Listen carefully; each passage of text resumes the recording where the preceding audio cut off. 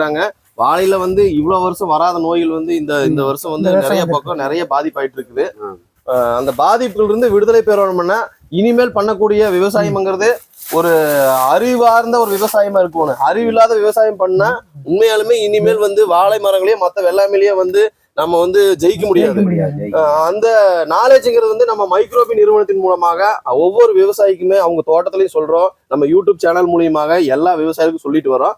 அந்த சயின்டிபிக் நாலேஜை வந்து நீங்க உள்வாங்கிட்டு விவசாயம் பண்ணும்போது உங்களுக்கு ஒரு முழுமையான மகசூல், இந்த மாதிரி நோய் பாதிப்பு இல்லாம ஒரு நல்ல இரட்டிப்பு லாபம் கிடைக்கக்கூடிய விவசாயம் வந்து எல்லா விவசாயிகளுக்கும் கிடைக்கும். அந்த நாலேஜ் வந்து நீங்க பயன்படுத்திக்கோன்னு சொல்லி நாங்க அதை சொல்றோம்.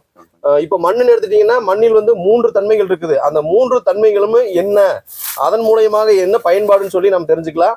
பௌதிக தன்மை, உயிரியல் தன்மை, ரசாயன தன்மை. இந்த பௌதிக தன்மையில நம்ம சார் தோட்டத்துல சாயில் செக் பண்ணும்போது மண் ரொம்ப ஹார்டா இருந்துச்சு இல்லைங்களா?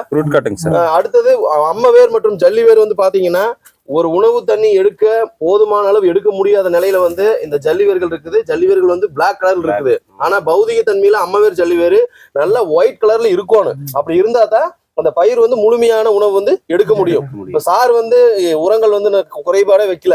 எல்லா உரங்களும் சார் வந்து இந்த பூமிக்கு கொடுத்துருக்காரு, மண்ணுக்கு கொடுத்துருக்காரு, மரத்துக்கு கொடுத்துருக்காரு. ஆனா கொடுக்கக்கூடிய அளவு சார் அதிகமா இருந்தாலுமே இந்த மாதிரி வேர்பகுதி இருக்கும்போது எடுக்கக்கூடிய அளவு வந்து குறைவா இருக்கும் இல்லைங்களா?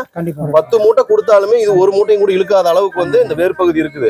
அப்போ அந்த பௌதிக தன்மையில் இருக்கக்கூடிய அம்மவேர் மற்றும் ஜல்லிவேறு மண்ணின் காற்றோட்டம், மண்ணின் வந்து நீர்பிடிப்பு தன்மை எல்லாமே வந்து இங்க வந்து ஃபெயில் இருக்குது. அடுத்தது பாத்தீங்கன்னா உயிரியல் தன்மையில இங்க மண்புழு ஏதாவது பாத்தாங்களா?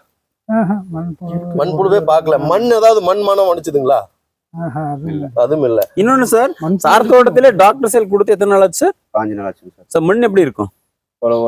வாசனமா இருக்கும். மண் மனம் அடிக்குது. மண்புழு சார்? மண்புழு நிறைய இருக்கு. 15 நாள்ல மண்புழு இருக்குது. சரிங்களா? நெக்ஸ்ட் வந்து பாத்தீங்கன்னா ரசாயன தன்மையில நம்ம சாயில் டெஸ்ட் டிவிஸ் மூலமா செக் பண்ணதுல நைட்ரஜன், பாஸ்பரஸ், பொட்டாஸ்ல கொஞ்சம் நஞ்ச ஏற்றத்தாழ்வுகள் இருக்குது. இன்னொன்னு மிகப்பெரிய ஒரு மாற்றம் எங்க இருக்குதுன்னா இந்த மண்ணில் இருக்கக்கூடிய உப்புத்தன்மை, ஈசின்னு சொல்ற எலக்ட்ரிக்கல் கனெக்டிவிட்டி, அது வந்து பாத்தீங்கன்னா 2.19 அளவுக்கு இருக்குது. அந்த அளவுக்கு இருக்கும்போது இங்க வந்து உப்புத்தன்மை அதிகமா இருக்கும்போது மண்ணில் வளரக்கூடிய இந்த வேர் பகுதிங்கிறது வந்து இந்த மாதிரி சீக்கிரம் காஞ்சு போகக்கூடிய வாய்ப்பு வந்து அதிகம் இல்லைங்களா? அந்த மாதிரி தொடர்ந்து காஞ்சிட்டே இருக்கும்போது பயிர் உணவு எடுக்கக்கூடிய வேர்பகுதி நல்ல ஆக்டிவா இருந்தாதான் நல்ல உணவு எடுக்கும். நல்ல உணவு எடுக்காம இருக்கும்போது இந்த மாதிரி நோய் தாக்குதல் பரவக்கூடிய வாய்ப்பு வந்து அதிகரிக்கும். நாம எப்படி தொடர்ந்து உணவு எடுக்காம இருக்கிறோமோ அதே மாதிரி ஒரு பயிருமே தேவையான அளவு உரம் எடுக்கலைன்னா நம்ம கொடுத்துட்டே இருக்கிற விவசாயிகள் எந்த குறைபாடும் வைக்கிறதுல கொடுக்கக்கூடிய அளவுதான் அதிகமா இருக்குது ஒழிய பயிர் எடுக்கக்கூடிய அளவு ரொம்ப குறைவு. அதனாலதான் இந்த நோய்ங்கிறது வந்து எல்லா பக்கமே இருக்குது. அந்த பயிர் நல்ல உணவு எடுத்து ஒரு ஆரோக்கியமா வளரும் போது பாத்தீங்கன்னா இந்த நோய் பாதிப்பு